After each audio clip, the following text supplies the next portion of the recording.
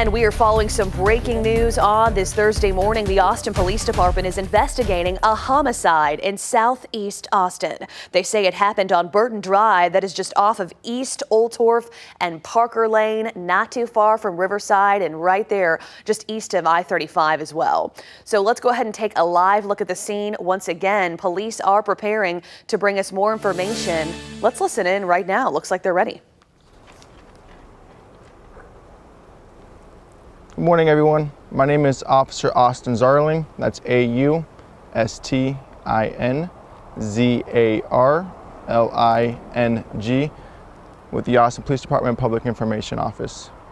On July 18th at approximately 2:01 a.m., officers responded to the Array Apartments located at 2000 Burton Drive in reference to a nature unknown urgent call for service, which is a high priority call for service that requires an immediate police response.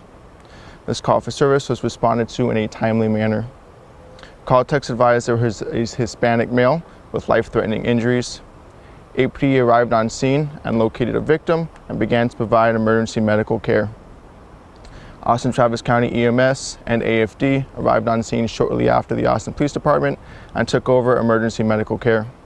Unfortunately, the victim was ultimately pronounced deceased at approximately 2:26 a.m. This is being investigated as Austin's 34th, that's 3-4, homicide. There is no known threat to the general public at this time. The Austin Police Department patrol officers, Austin Police Department risk detectives, and Austin Police Department homicide detectives are all on scene at this time. I just want to remind everybody that this is an ongoing investigation being investigated by Austin Police Department homicide detectives, and they are still in the very preliminary stages of this investigation. If anyone has any relevant information to this investigation, we ask that you contact the homicide tip line at 512-477-3588. Again, that's 512-477-3588. Or you can contact the Austin Police Department Crime Stoppers at 512-472-TIPS. Again, that's 512-472-8477. Does anybody have any questions? Did they have any wounds? Yes, there were life-threatening injuries that were found by officers on scene, but at this time I don't have the specifics onto what kind of injuries. Do you have a suspect in custody or a suspect description? No, right now we don't have any suspects in custody, but there is no known threat to the general public. Where was the person found, inside or outside of an apartment? I believe they were located inside of an apartment. Do you have the nature of the disturbance? Would it be domestic violence or is this a random incident, do you know? I'm not sure at this time.